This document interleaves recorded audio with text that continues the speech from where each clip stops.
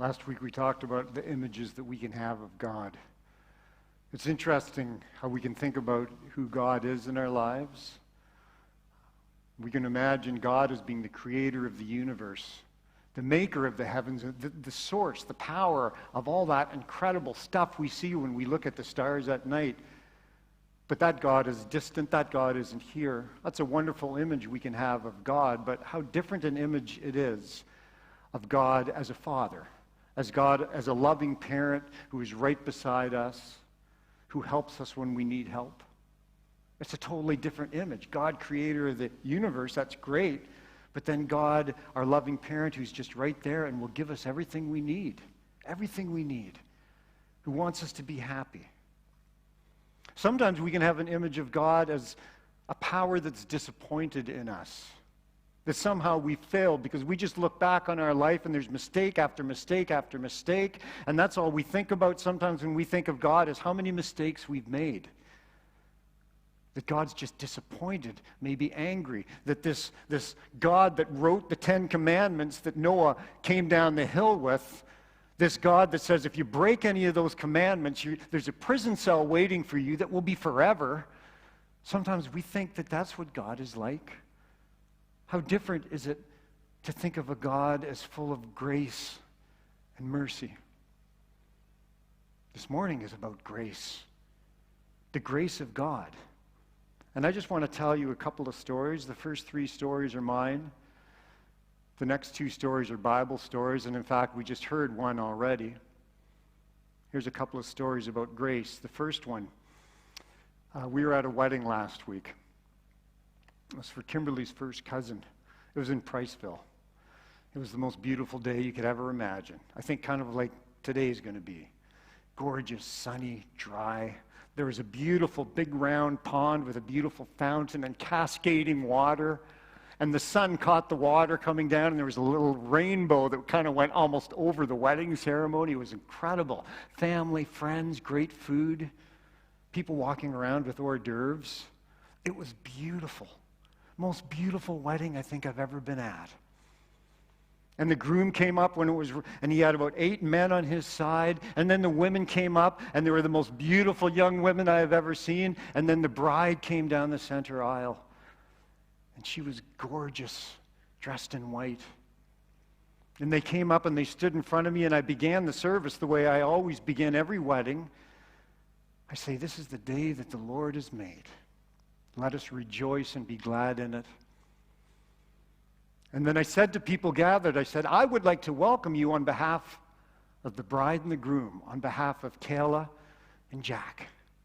Lovely, beautiful.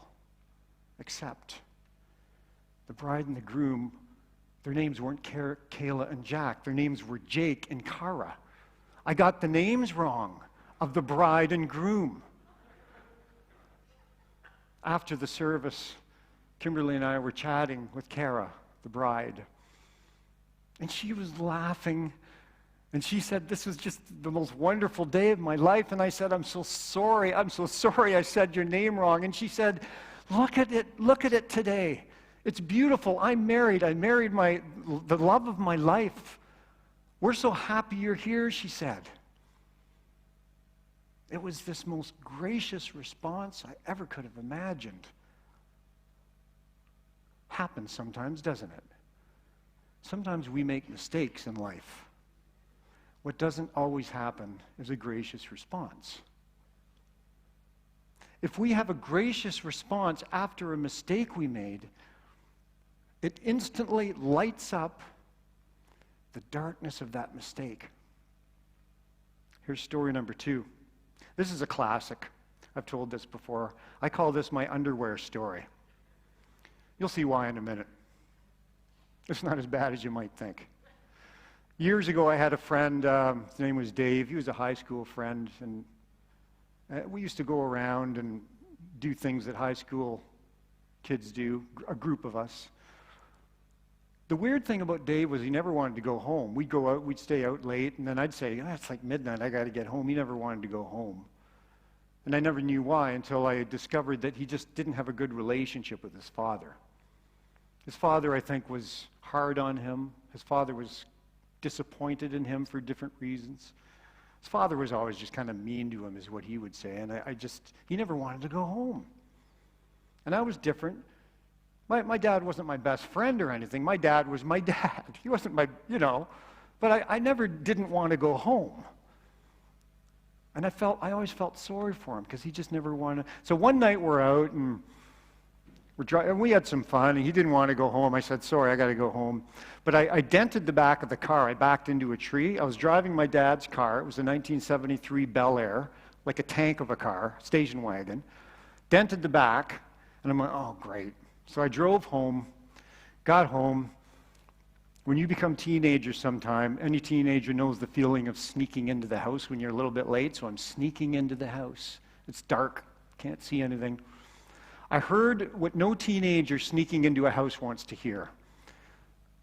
A creaking upstairs. Somebody's gotten out of bed. I hear the creaking. I stop.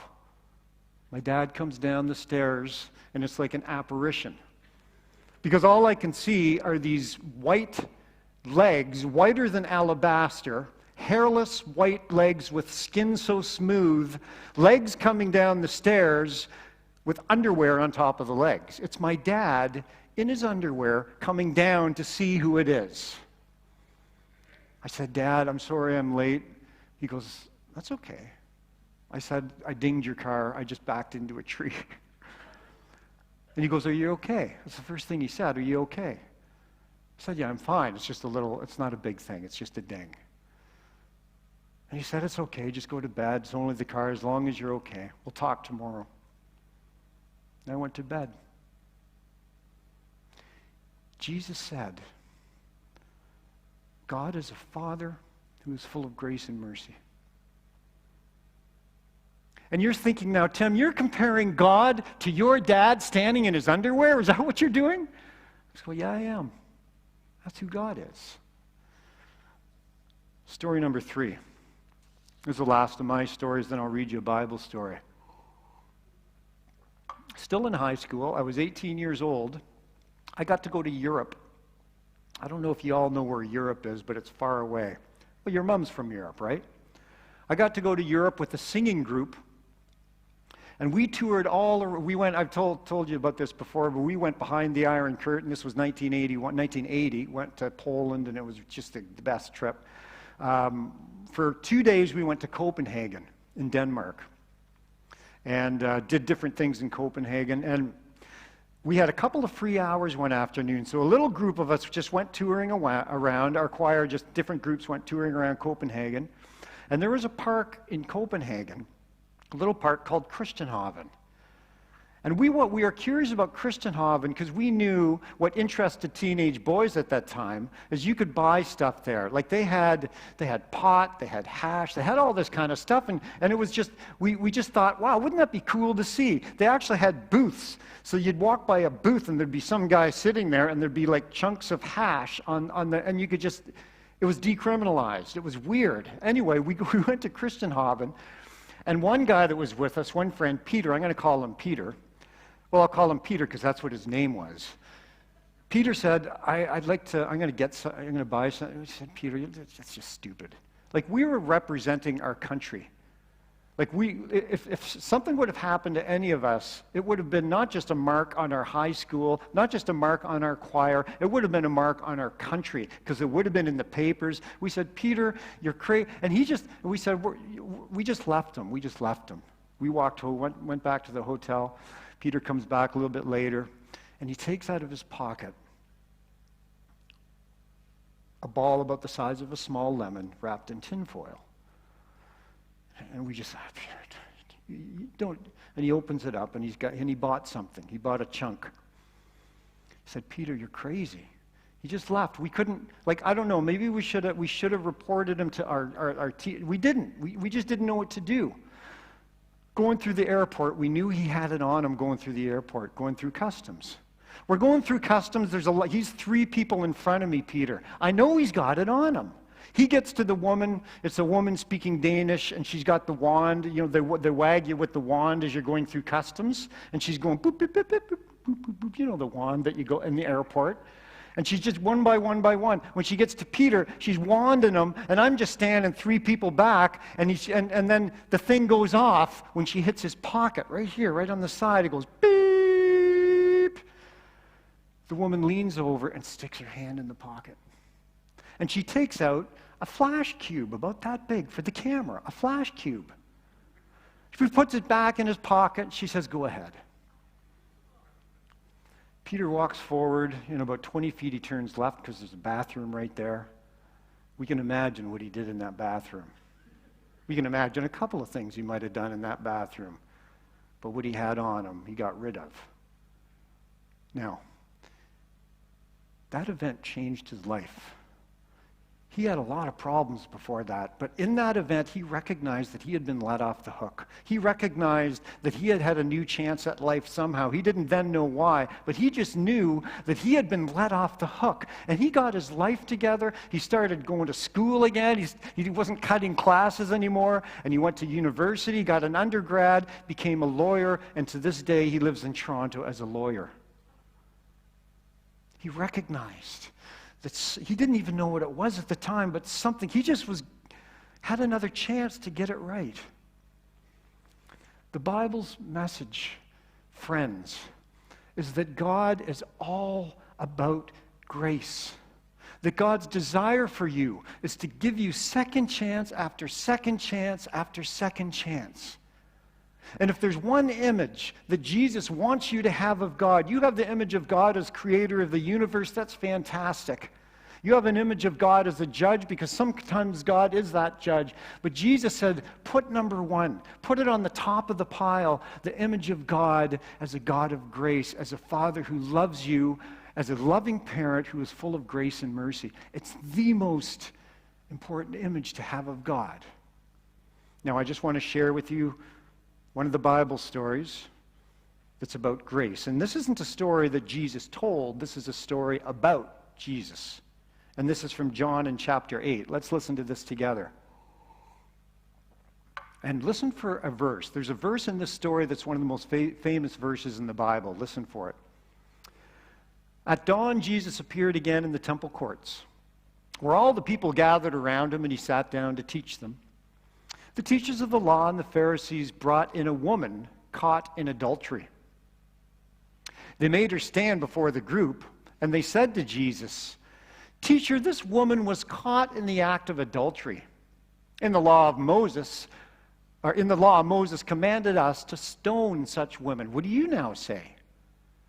They were using this question as a trap in order to have a basis for accusing him.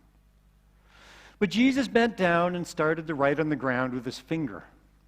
And when they kept questioning him, he straightened up and he said to them, "Let any of you who is without sin be the first to throw a stone at her." And again he stooped down and he wrote on the ground. At this, those who heard began to go away one at a time, the older ones first, until only Jesus was left, with the woman still standing there. Jesus straightened up and asked her, "Woman, where are they? Has no one condemned you?" "No one, sir," she said. "Then neither do I condemn you," Jesus declared. "Now go and leave your life of sin." The woman was guilty. The woman did commit adultery. Now, where the man was, that's a whole other issue, right? Like 2,000 years ago in Palestine, takes 2 to make a baby. Where was the guy? I don't know. But you get it. Like, the woman was caught. It wasn't like she was innocent. She was guilty. The people that stood around her with rocks in their hands, they were just regular people. In fact, they were good people. They were just following the law. They were wanting justice, weren't they? That's all they wanted. They were wanting justice. She committed adultery. Everybody knows adultery is a bad thing, so they were ready to do the right thing. And then Jesus says the most amazing thing. Jesus says something that just sort of brings around his whole message to people, like in one simple sentence. It's so fascinating in the story. It says that he was writing on the ground before he said this, and you can think, was Jesus kind of thinking about, like, did he not know, like, it's a pretty, like, he was, but this is what he said. Okay, any of you people, you want to pursue justice. I get that. I get that you want to pursue justice, but who here has never sinned? You put your hand up if you've never been greedy, Jesus said. You put your hand up if you've never been envious. You put your hand up if you have never coveted what your neighbor has, including maybe your neighbor's husband or your neighbor's wife. You put your hand up if you've never hurt someone. And Jesus, like, those words aren't recorded, but gradually people just start to drift away. Here's why this is so scandalous. Look, we pray for justice. We say over and over, I want justice, I want justice. I get on my knees. I pray for justice to happen. Be careful who you pray for. Because if God is only about justice, then every single one of us here would be in the direct path of flying stones. Love trumps justice every time. Be careful what you pray for. God does not want to condemn us. Of course, we need some level of justice in this world, but there is no condemnation in Christ. There is no condemnation. The last few words of the story are huge to all of this. Jesus says to the woman, so go and leave your life of sin. Jesus has just saved you. Can you imagine how that woman felt? Can you imagine being her and leaving that crowd and just thinking, I cannot believe I am alive. Have you ever been forgiven or let off the hook in some way, and you just leave that situation and you think to yourself, I cannot believe I am alive? Jesus has just saved this woman. And it's kind of like now, what's the response? Like, what's the response to being saved? Well, to change your life. To find some kind of a different road to walk on so that you don't just keep committing the sin. Do you know that definition of insanity that Einstein had? Do you remember? Do you know the definition? Yeah, you do. You do the same thing over and over and over again, expecting a different result. Jesus is like, look, you've been saved. Why don't you turn around and try something different? Yeah, there's grace, but there's also a requirement following the grace. Okay, last story. This is the one that I read, so I'm just going to paraphrase this. This is one of my favorite stories in the Bible. There are stories in the Bible that are actually intended to bring a smile to the listener's face. So this is a story where it's a parable Jesus told of a man who owed his master a whole bunch of money. Way more money than he could ever pay back.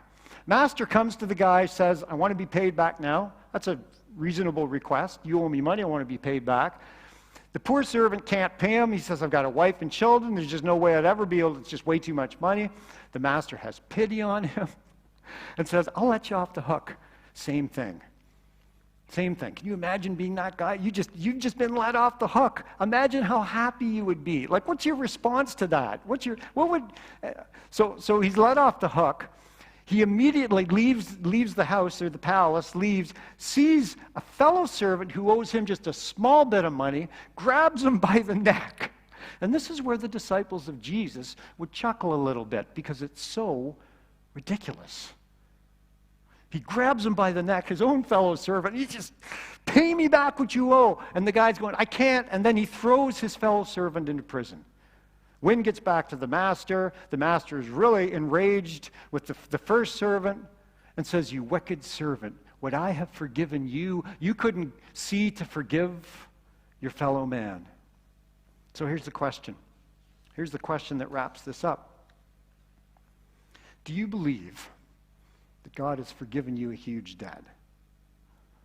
Do you believe that God has let you off the hook for something at some point in your life? Do you believe there was just an event that could have just ended your life in some way and something happened? Jesus is clearly saying here that this is what God has done. Now, if you don't believe that God has forgiven you a huge debt, if you don't believe that, none of this teaching is going to mean anything to you at all. It's not. If you don't believe that God has somehow freed you from your past mistakes, like that bride did for me on that lovely wedding day when I couldn't figure out how to pronounce her name properly, if you don't believe that God has done something for you, that has freed you and forgiven your past mistakes, none of this is going to mean anything. So what Jesus is trying to do for you and for me is to change your mind. What Jesus is trying to do is show you in some way a new way to see your life, because if you can believe that God has forgiven you a huge debt, it will change your life. It will. And believe me, and believe a lot of others, when we say, it doesn't matter what you say to people. It doesn't matter if you say you believe in the grace of God. People around you, not church people, but all people around you will know whether or not you know the grace of God in your life by how you live the grace of God in your life. Is that right? Like, it doesn't matter how, you could say you know that, you could preach about the grace of God like I'm doing now. It doesn't mean anything to people until you live out the grace of God in your life. So do you believe that God has forgiven you a huge debt? I'm going to just tag that one story, and then I just have something on the keyboard that'll just take 1 second. The story of my friend going through the airport. 10 years later, I met him. We were like 28 years old. He was a lawyer in Toronto. Couldn't believe it. He was a really successful guy. And we were talking about the old days, and we used to sing these old Negro spirituals. We called them Negro spirituals back then. They're African-American spirituals, people call them now. And we were just talking about these old songs we sang and how they were about, you know, that God is real and that God has compassion and that God's full of grace, all these songs. And we were just saying, you know, those songs meant a lot to us back then. Like, there was something about those songs that just meant something to us. And he was standing there and he said, you know, on that day I went through the airport, it was like 10 seconds after I got through and I realized I was free. He said, all of those songs came flooding back into my heart, and he said, for the very first time in my life, I knew that it was God that let me off the hook. And he became a Christian. I know, a Christian lawyer? Really? But I'm telling you, he was a Christian and he was a lawyer. No, I'm kidding. It's interesting to know, and this is just how I'm going to finish up. We sang Negro spirituals in Copenhagen when we were in that choir. In Copenhagen, we went to Tivoli Gardens and sang. It's like a place with beautiful gardens, and we sang there. And it's interesting to know that every Negro spiritual, the notes of every Negro spiritual that you can think of are on what's called the pentatonic scale. It's 5 notes.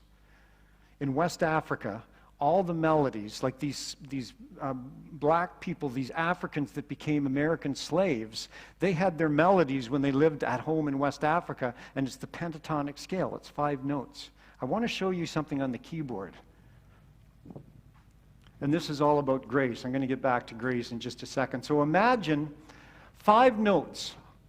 Every Negro spiritual you can sing is 5 notes, and those 5 notes, interesting to know, are black keys on the keyboard. Those 5 notes are all the black keys. So I play the black keys. Listen to this. These are all black keys. Nobody knows the trouble I see. Listen to this. That's the pentatonic scale. Those are black notes. Nobody knows my sorrow. Or listen to this one. There's a million of them. Every time I feel the Spirit moving in my heart, I will pray. That's a pentatonic scale. How about this one? Swing low, sweet chariot. Listen. Coming for to carry me home. Pentatonic scale. Here's why I'm doing this. Listen to this. Listen.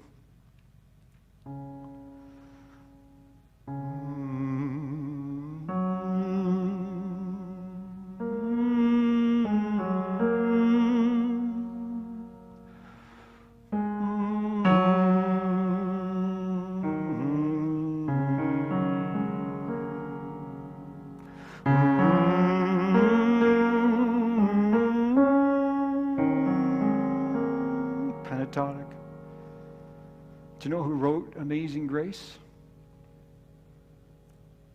John Newton. Do you know who John Newton is? John Newton was the owner of a slave ship. John Newton spent 10 years bringing Africans to North America to be slaves. And many speculate that in all those trips, out of the bowels of the ships, came these Negro lament songs, pentatonic scale, 5 notes. And he heard those melodies for years, lament songs coming up from the bowels of the ships. And then he had an experience of Christ, and we don't know exactly what happened, but he became a Christian. He somehow experienced the grace of God saying to him, you don't need to do this anymore. And so he stopped sailing, and he started lobbying against slavery. But one of the acts that he did to rejoice his new faith was to write a song. And in that song, he used the pentatonic scale that he heard on the slave ships. That's the melody of Amazing Grace. On this day, as we need the grace of God in this church, may this grace of Jesus Christ surround us now and always. Amen.